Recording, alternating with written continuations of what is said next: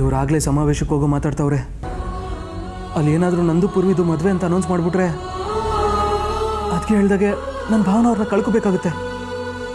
ಹಂಗಂತ ನಾನು ಅಂದ್ಕೊಂಡಾಗೆ ಸ್ಟೇಜ್ ಮೇಲೆ ಹೋಗಿ ವಿಷಯ ಹೇಳ್ಬಿಟ್ರೆ ಅಪ್ಪಾಜಿ ಮರ್ವದೆ ಹೋಗುತ್ತೆ.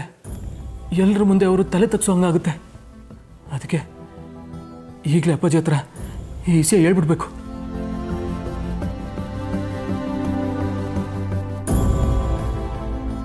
ನಾನು ಹೇಳಿದ್ರೆ ಅವ್ರು ಒಪ್ಕೊಂಡಾರೋ ಬಿಡ್ತಾರೋ ಹೇಳೋದನ್ನು ಹೇಳಬೇಕು. ಇಲ್ಲದೆ ಹೋದರೆ ನನ್ನ ಪ್ರೀತಿ ನಾನು ಕಳ್ಕೊಬೇಕಾಯ್ತದೆ. ಅದಕ್ಕೋಸ್ಕರನಾದರೂ ನನ್ನ ಅಪ್ಪಾಜಿ ಹತ್ರ ಈ ವಿಷಯ ಹೇಳ್ಕೊಳ್ಳೇಬೇಕು. ನೋಡ್ಲಾ, ನಾಳೆ ಸಮಾವೇಶಕ್ಕೆ ಬರೋರಿಗೆ ಊಟದ ವ್ಯವಸ್ಥೆ ಎಲ್ಲ ಚೆನ್ನಾಗಿರಬೇಕು.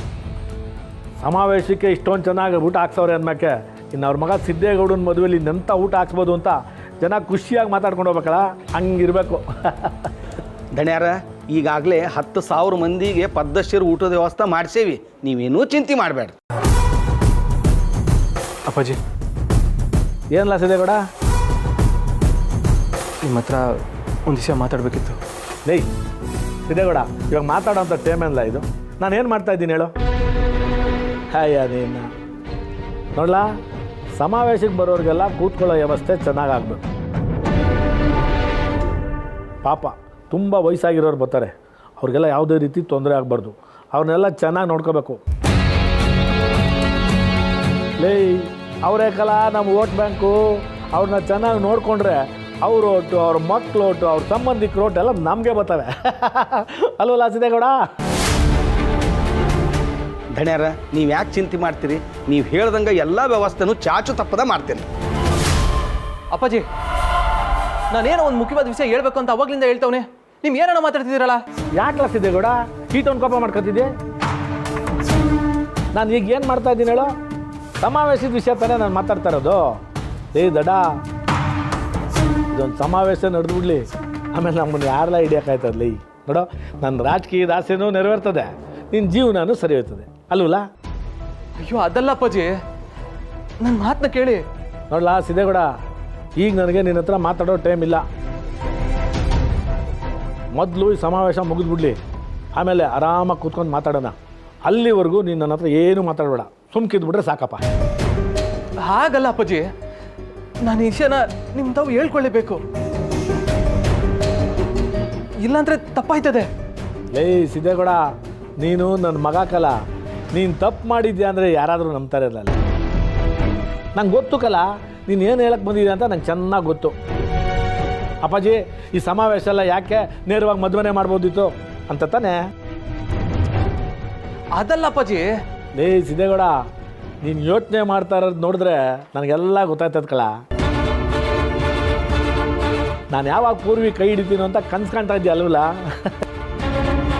ಯೋಚನೆ ಮಾಡಬೇಡ, ಇದೊಂದು ಸಮಾವೇಶ ಒಂದು ಮುಗಿದೋಗ್ಬಿಡ್ಲಿ, ಆಮೇಲೆ ನೀನು ಮದುವೆನೇ ಅಲ್ವಲ್ಲ? ಅದಕ್ಕಿಂತ ಮುಂಚೆ ಈ ಸಮಾವೇಶದಲ್ಲಿ ಹೈಲೈಟ್ ಆಗಬೇಕಾಗಿರೋದು ನೀನೇಯ. ನೀನು ಫಸ್ಟು ಅದ್ರ ಕಡೆ ಗಮನ ಕೊಡು. ಅಪ್ಪಾಜಿ, ಮೊದಲು ನಾನು ಹೇಳೋದನ್ನು ಕೇಳಿ. ಸುಮ್ಮನೆ ನೀವೇ ಏನೇನೋ ಕಲ್ಪನೆ ಮಾಡ್ಕೋತಿದ್ರಲ್ಲ. ಈಗ ನಾನು ನಿಮ್ಮ ಹತ್ರ ಹೇಳ್ಬೇಕು ಅಂತಿರೋ ವಿಚಾರ ನನ್ನ ಜೀವನಕ್ಕೆ ಸಂಬಂಧಪಟ್ಟಿರೋದು. ಅದನ್ನು ಕೇಳಿಸ್ಕೊಳ್ತೇನೆ ನೀವು ಏನೇನೋ ಮಾತಾಡ್ತಿದ್ದೀರಾ. ದಯವಿಟ್ಟು ನಾನು ಹೇಳೋದನ್ನು ಕೇಳಿಸ್ಕೊಳ್ಳಿ.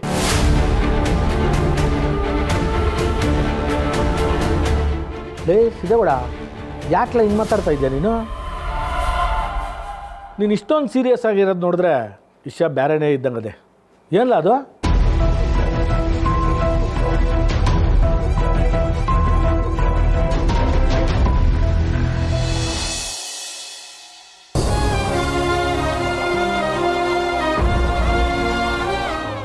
ನಾನು ಮಾಡ್ತಿರೋದು ಸರಿ ಇದೆಯಾ? ಲಕ್ಷ್ಮಿ ಈ ವಿಷಯನ ಇವ್ರ ಹತ್ರ ಈಗಲೇ ಹೇಳೋದು ಬೇಡ ಅಂತ ಹೇಳಿದ್ಲು. ಆದರೆ ತಡ ಮಾಡಿದಷ್ಟು ನನ್ನ ಮಗಳ ದುಃಖ ಜಾಸ್ತಿ ಆಗುತ್ತೆ. ಅವಳು ದುಃಖ ಪಡೋದನ್ನು, ಅವಮಾನ ಪಡೋದನ್ನು ನನ್ನಿಂದ ನೋಡೋಕ್ಕಾಗಲ್ಲ.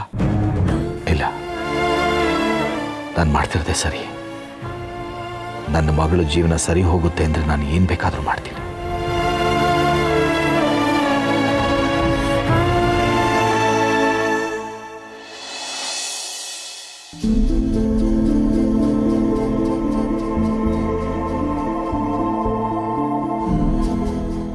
ಅಣ್ಣ, ನೀನ್ ಮಾಡ್ತಿರೋದು ನಿನಗೆ ಸರಿ ಅನ್ಸ್ತಿದ್ಯಾ?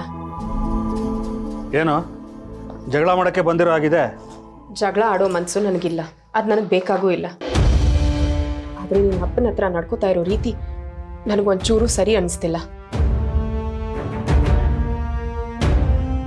ಯಾಕೆ ಪದೇ ಪದೇ ಅವ್ರಿಗೆ ಅವಮಾನ ಮಾಡ್ತಿದ್ಯಾ?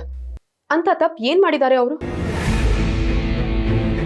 ಈಗ ನಾನು ಏನು ಹೇಳಿದೆ ಅಂತ ಹೀಗೆ ಮಾತಾಡ್ತಿದ್ಯಾ? ಇರೋದನ್ನೇ ತಾನೇ ಹೇಳಿದ್ದು ನಾನು, ಇಲ್ಲದೆ ಇರೋದನ್ನ ಏನಾದರೂ ಹೇಳಿದ್ನಾ? ಹೇಳಬೇಕು ರೀ, ಆದರೆ ಎದೆ ಮೇಲೆ ಒದ್ದೋರ್ ಥರ ಹೇಳಬೇಕಾಗಿಲ್ಲ. ಇವತ್ತು ಮತ್ತೆ ನಿಮ್ಮಿಂದಾಗಿ ಅವರು ತಿಂಡಿ ತಿಂದೆ ಎದ್ದು ಹೋದ್ರು. ಅಯ್ಯೋ, ನಾನೇನು ಅವ್ರಿಗೆ ತಿಂಡಿ ತಿನ್ಬೇಡಿ ಅಂತ ಹೇಳಿದ್ನಾ? ಅವ್ರಾಗವ್ರು ಎದ್ದೋದ್ರೆ ನಾನೇನು ಮಾಡಲಿ? ಅದನ್ನೆಲ್ಲ ಯಾರೂ ಹೇಳಬೇಕಾಗಿಲ್ಲ ರೀ. ದೊಡ್ಡವರಿಗೆ ಮರ್ಯಾದೆ ಕೊಡೋದನ್ನ ಸ್ವಲ್ಪ ಅಭ್ಯಾಸ ಮಾಡ್ಕೊಳ್ಳಿ. ಯಾರಿಗೆ ಎಷ್ಟು ಮರ್ಯಾದೆ ಕೊಡಬೇಕು ಅಂತ ನಾನು ನಿನ್ನಿಂದ ಕಲಿಬೇಕಾಗಿಲ್ಲ. ಬಾಯಿ ಮುಚ್ಕೊಂಡು ಕೆಲಸ ನೋಡೋವು. ಅದಕ್ಕೆ ಬಾಯಿ ಮುಚ್ಚೋ ಅವಶ್ಯಕತೆ ಇಲ್ಲ ಅಣ್ಣ. ನೀನು ಮೊದಲು ಸರಿಯಾಗಿ ಮಾತಾಡೋದನ್ನ ಕಲ್ತ್ಕೊ. ನೀನು ಹೀಗೆ ಮಾತಾಡೋದನ್ನ ಅಮ್ಮ ಏನಾದರೂ ಕೇಳಿಸ್ಕೊಳ್ತಿದ್ರೆ ಸುಮ್ಮನೆ ಇರ್ತಿದ್ರ ಹೇಳು? ಇಷ್ಟೆಲ್ಲ ನೋವು ಕೊಡ್ತಿರೋದು ನಾನಲ್ಲ, ನೀನು. ಇಷ್ಟೆಲ್ಲ ಅನಾಹುತ ಕಾರಣ ನೀನು ಅನ್ನೋದನ್ನ ಮರೆತು ಈಗ ನನ್ನ ಮೇಲೆ ಗುಬೆ ಕೂರಿಸ್ತಿದ್ಯಾ. ಮಾಡೋದೆಲ್ಲ ಮಾಡಿಬಿಟ್ಟು ನೀನು ಹೀಗೆ ಮಾತಾಡದೆ ಹಾಗೆ ಮಾತಾಡದೆ ಅಂತ ನನಗೆ ಉಪದೇಶ ಕೊಡ್ತಿದ್ಯಾ.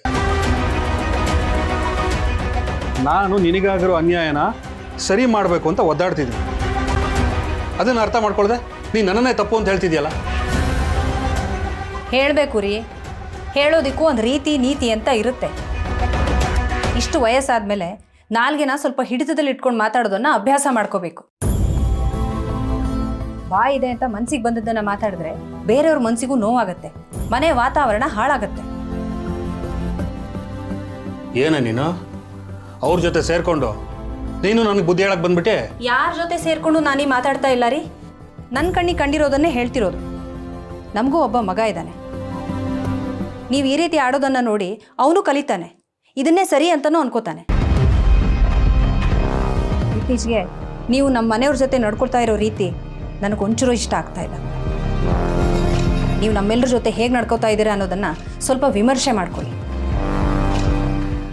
ನಾನು ಮಾಡ್ತಿರೋದು ಸರಿಯಾಗಿದೆ ಕಣೆ. ನಾನು ಹೇಳ್ತಿರೋದ್ರಿಂದ ನಿಮಗೆಲ್ಲ ನೋವಾಗ್ಬೋದು, ಆದರೆ ನನಗೆಷ್ಟು ನೋವಾಗಿರ್ಬೋದು ಅಂತ ನೀವು ಯೋಚನೆ ಮಾಡ್ತೀರಾ? ಇವಳಿಗೆ ತಾಳಿ ಕಟ್ಟಿರೋ ವಿಷಯ ನಮ್ಮ ಮನೆ ಬಿಟ್ಟು ಹೊರಗಡೆಯವ್ರಿಗೆ ಗೊತ್ತಾದರೆ ನಾವು ತಲೆ ಎತ್ಕೊಂಡು ಓಡಾಡೋಕ್ಕಾಗುತ್ತಾ ಹೊರಗಡೆ? ಹೇಳ. ಯಾರು ತಲೆ ತಪ್ಸೋ ಅಂತ ಕೆಲಸ ನಾನು ಮಾಡಿಲ್ಲ. ನನಗೆ ಗೊತ್ತಿಲ್ದೇನೆ ಇದೆಲ್ಲ ಆಗಿರೋದು ಅಂತ ನಿನಗೆ ಗೊತ್ತಿಲ್ವಾ? ಇದೆಲ್ಲ ಕೇಳಕ್ಕೆ ಚೆನ್ನಾಗಿರುತ್ತೆ. ಕೋರ್ಟ್ನಲ್ಲಿ ಹೇಗೆ ಸಾಕ್ಷಿ ಮುಖ್ಯನೋ ಹಾಗೆ ನಿನಗೆ ತಾಳಿ ಕಟ್ಟಿದವ್ರು ಯಾರು ಅನ್ನೋದು ಮುಖ್ಯ. ಅದು ಗೊತ್ತಾಗೋವರೆಗೂ ನಾವು ಏನು ಹೇಳಿದ್ರು ಜನ ಅದನ್ನು ನಂಬಲ್ಲ. ನಾನು ಈಗಲೂ ನಿನಗೆ ಹೇಳ್ತಾ ಇದ್ದೀನಿ, ನಿನಗೆ ತಾಳಿ ಕಟ್ಟಿದವನು ಯಾರು ಅಂತ ಗೊತ್ತಾಗೋವರೆಗೂ ಈ ಮನೆಯಲ್ಲಿ ಯಾರಿಗೂ ನೆಮ್ಮದಿ ಇರಲ್ಲ. ಅವನನ್ನು ಹುಡ್ಕೋದ್ರ ಬಗ್ಗೆ ಯೋಚನೆ ಮಾಡಿ. ಈ ಕಳಂಕ ಹೊತ್ಕೊಂಡು ಈ ಮನೆಗೆ ಭಾರ ಆಗಿದ್ದೀನಿ ಅಂತ ನಿನಗೆ ಅನ್ನಿಸ್ತಿಲ್ವಾ?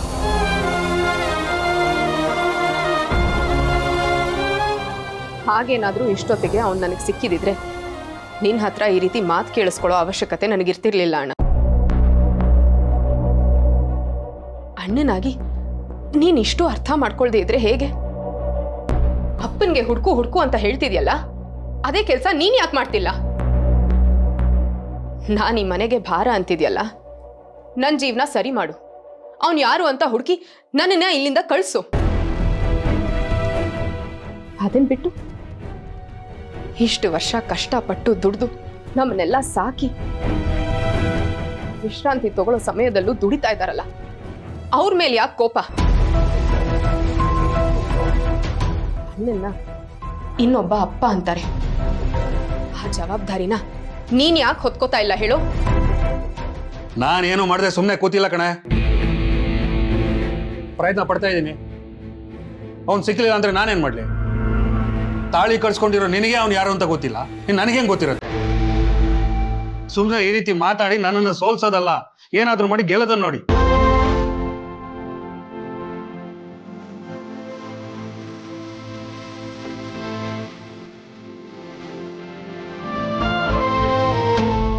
ಇಷ್ಟ ಇವ್ರ ಬುದ್ಧಿ ಬಿಡುವಾನ.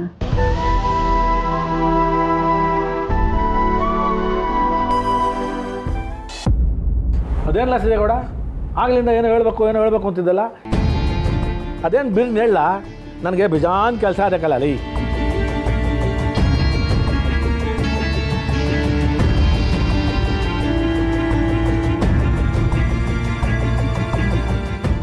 ಲೈ ನೀನು ನಡ್ಲ ಅಲ್ಲಿ. ನಾನು ಇಷ್ಟೊತ್ತು ಏನೇನು ಹೇಳಿದ್ನೋ ಅದನ್ನೆಲ್ಲ ಚಾಚು ತಪ್ಪದೆ ಮಾಡಬೇಕು. ನೋಡ್ಲಾ ನೀನು, ನನಗೊಚ್ಚಿ ಸಿದ್ದೇಗೌಡನ ಹತ್ರ ಮಾತಾಡೋದದೆ. ಅದೇನು ಮಾತಾಡ್ಬೇಕು ಮಾತಾಡ್ಕೊಂಡು ಬಿರ್ನಲ್ಲಿ ಬಂದ್ಬಿಡ್ತೀನಿ. ನಡ್ಲಾ ನೀನು. ಸರಿ ಆಯ್ತು ರೀ ದಣ್ಯರ. ಲೈ ಸಿದ್ದೇಗೌಡ, ಅದೇನು ಹೇಳ ಈಗ? ಅದು ಅಪ್ಪಾಜಿ,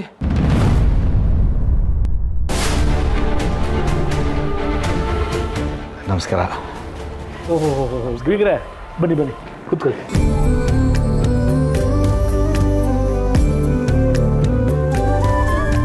ಇವ್ರು ಯಾಕೆ ಇಲ್ಲಿಗೆ ಬಂದರು?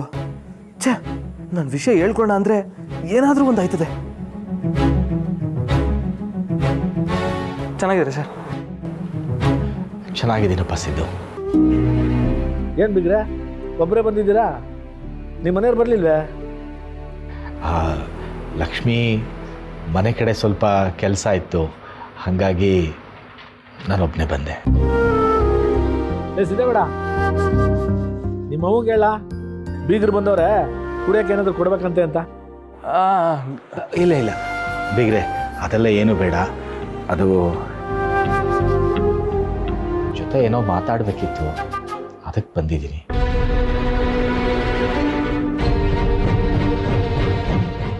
ಯಾಕೆ ಬೀಗ್ರೆ ಒಂಥರ ಇದ್ದೀರಾ? ಏನಾಯ್ತು?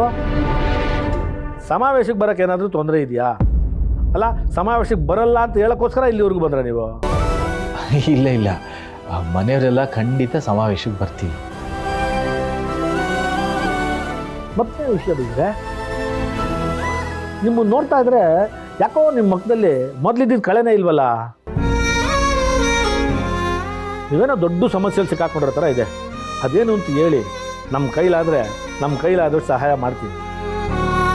ನಮ್ಮವರು ಅಂದರೆ ನಾವು ಅದನ್ನು ಮಾಡದೇ ಇರೋಕ್ಕಾಗತ್ತೆ. ಅದೇನಾಯ್ತು ಅಂತ ಹೇಳಿ. ಅದು ನಮ್ಮ ಮನೆಯಲ್ಲಿ ಒಂದು ಸಮಸ್ಯೆ ಆಗ್ಬಿಟ್ಟಿದೆ ಬೀಗ್ರೆ.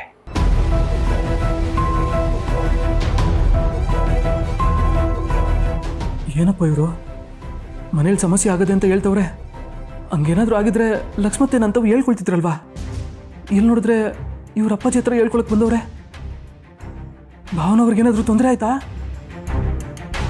ನೋಡಿ ಬಿಗ್ರೆ, ನಿಮ್ಮ ಮನೇಲಿ ಸಮಸ್ಯೆ ಆದರೂ ಒಂದೇ, ನಮ್ಮ ಮನೇಲಿ ಸಮಸ್ಯೆ ಆದರೂ ಒಂದೇ.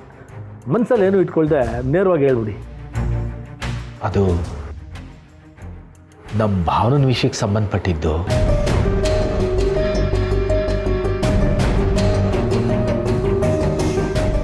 ಅನ್ಕಂಡೆ ಭಾವನವ್ರಿಗೆ ತೊಂದರೆ ಆಗಿರೋದಕ್ಕೆ ಇವರಲ್ಲಿ ಬಂದಿರೋದು ಅಂತ. ಏನಪ್ಪ ಸಮಸ್ಯೆ? ಏನಪ್ಪ ಇವರು ಭಾವನೆಗೆ ಸಂಬಂಧಪಟ್ಟಿದ್ದು ಅಂತ ಹೇಳ್ತಾ ಇದ್ದಾರೆ? ಆಕ್ಸಿಡೆಂಟ್ ವಿಷಯ ಏನಾದರೂ ಇವ್ರಿಗೆ ಗೊತ್ತಾಗೋಯ್ತಾ? ಅದನ್ನು ಕೇಳೋಕ್ಕೆ ಅಂತ ಇಲ್ಲಿಗೆ ಏನಾದರೂ ಬಂದಿದ್ದಾರಾ?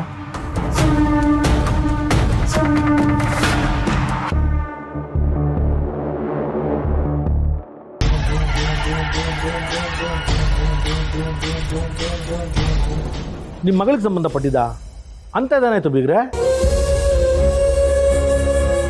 ನಮ್ಮ ಭಾವನ ಜೀವನ ಯಕ್ಷ ಪ್ರಶ್ನೆ ಆಗ್ಬಿಟ್ಟಿದೆ ಬೀಗ್ರೆ. ಅವಳು ಅನುಭವಿಸ್ತಾ ಇರೋ ನೋವನ್ನ ನನ್ನ ಕೈಲಿ ನೋಡೋಕ್ಕಾಗ್ತಾ ಇಲ್ಲ. ಅವಳು ಒಬ್ಬರು ಕೇಳಿ ಬಯಸಿದಂಥ ಹುಡುಗಿ ಅಲ್ಲ. ಆದರೆ ಆ ದೇವರು ಯಾಕೆ ಅವಳ ಜೀವನದ ಜೊತೆ ಹಿಂಗೆ ಆಟ ಆಡ್ತಾ ಇದ್ದಾನೋ ಗೊತ್ತಿಲ್ಲ. ಯಾರೋ ಮಾಡಿದ ತಪ್ಪಿಗೆ ನನ್ನ ಮಗಳ ಶಿಕ್ಷೆ ಅನುಭವಿಸ್ತಾ ಇದ್ದಾಳೆ.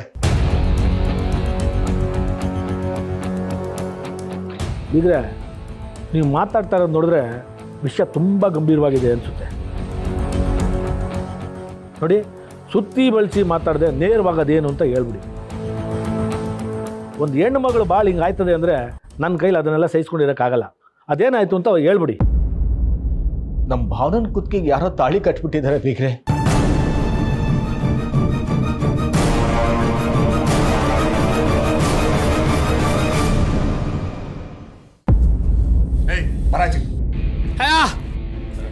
ಏನ ತಲೆಗೆಲೆ ಕೆಟ್ಟಿದ್ಯಾ ನಿನ್ಗೆ?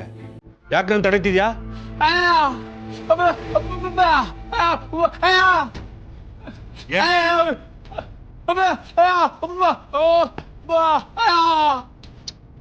ಏನೋ ಹೇಳ್ತಿದ್ಯಾ, ನನಗೆ ಅರ್ಥ ಆಗ್ತಿಲ್ಲ. ಅದು ನೀವು ಮಾವನ ಹತ್ರ ಹಂಗೆಲ್ಲ ಮಾತಾಡ್ಬಾರ್ದಿತ್ತು ಅಂತ ಹೇಳ್ತಾವ್ರೆ. ಏನ್ ನನ್ನ ಮೇಲೆಲ್ಲ ಯುದ್ಧ ಸಾರ್ತಾ ಇದ್ದೀರಾ? ಒಬ್ಬೊಬ್ಬರಾಗೆ ಬಂದು ಬುದ್ಧಿ ಹೇಳ್ತಾ ಇದ್ದೀರಾ? ಏನ್ ಕತೆ?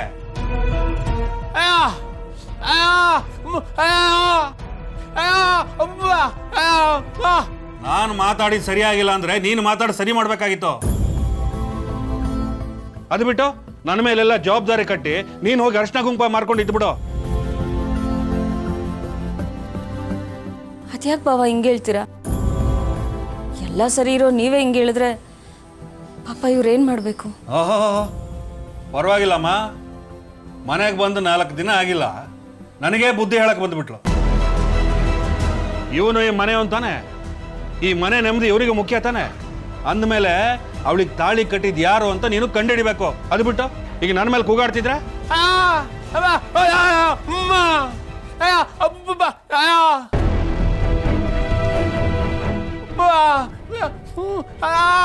ಏಯ್, ನೀನು ಯಾವನ ಅದನ್ನ ಕೇಳೋದಕ್ಕೆ? ಅವರು ನಮ್ಮಪ್ಪ, ನಾನು ಬಾಯಿ ಬಂದಂಗೆ ಮಾತಾಡ್ತೀನಿ. ನೀನು ಯಾರು, ಹೇಗೆ ಬಂದೆ ಅಂತ ನನಗೆ ಚೆನ್ನಾಗಿ ಗೊತ್ತು. ಇನ್ನೊಂದು ಸಲ ಈ ಥರ ಎಲ್ಲ ಮಾತಾಡಿದ್ರೆ ಬಾರಿಸ್ಬಿಡ್ತೀನಿ. ನಡಿ ಈಚೆಗೆ.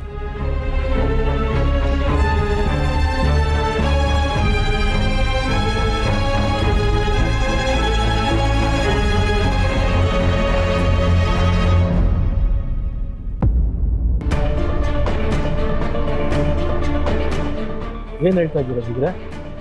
ನಿಮ್ಮ ಮಗಳು ಕುತ್ತಿಗೆ ತಾಲಿ ಕಟ್ಟಿದ್ದೀರಾ ಅಂದ್ರೆ ಏನು ಅರ್ಥ? ನಿಮ್ಮ ಮಗಳು ನಿಮ್ಗೆ ಹೇಳ್ದೆ ಕೇಳ್ದೆ ಮದುವೆ ಆಗಿದ್ದಾಳೆ ಅಂತಾರ? ಅಯ್ಯೋ, ನನ್ನ ಮಗಳು ಅಂತವಳಲ್ಲ ಬಿಗ್ರೆ. ಯಾರೋ ಅವಳು ಗೊತ್ತಿಲ್ಲದೆ ಕುತ್ತಿಗೆ ತಾಳಿ ಕಟ್ಟಿಬಿಟ್ಟಿದ್ದಾರೆ.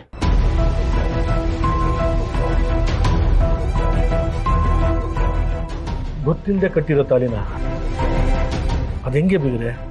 ಅದೇನಾಯ್ತು ಅಂತ ಹೊಸಿ ಬಿಡಿಸಿ ಹೇಳ್ಬಾರ್ದಾ? ಅದು ನೀವು ಉತ್ಸವ ವ್ಯವಸ್ಥೆ ಮಾಡಿದಾಗ ನಮ್ಮ ಮನೆಯವರೆಲ್ಲ ಬಂದಿದ್ವಲ್ಲ,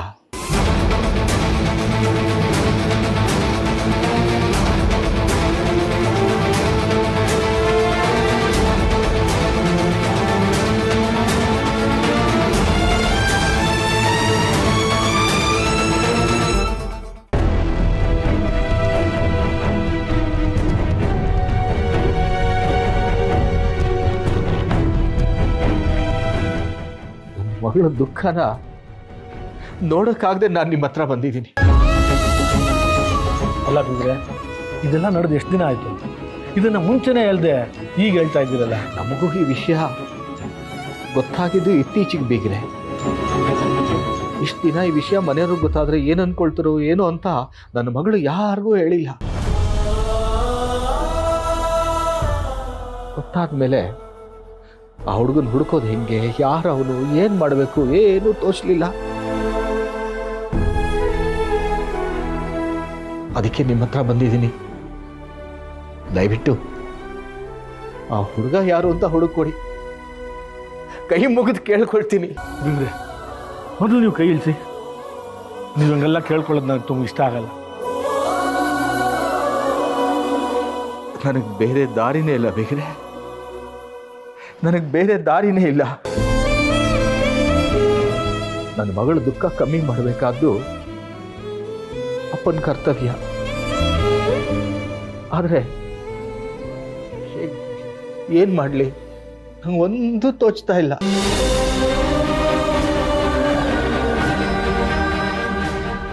ಅವಳು ಮೊದಲೇ ಮೃದು ಸ್ವಭಾವದವಳು. ವಿಷಯ ಈಗ ಎಲ್ಲರಿಗೂ ಗೊತ್ತಾಗಿದೆ. ಅವಮಾನ ತಡ್ಕೊಳಕ್ಕಾಗದೆ ಏನಾದ್ರೂ ಜೀವಕ್ಕೆ ಅಪಾಯ ಮಾಡ್ಕೊಂಡ್ಬಿಟ್ರೆ ಅಂತ ನನಗೆ ಭಯ ಆಗ್ತಾ ಇದೆ ಬಿಗ್ರೆ.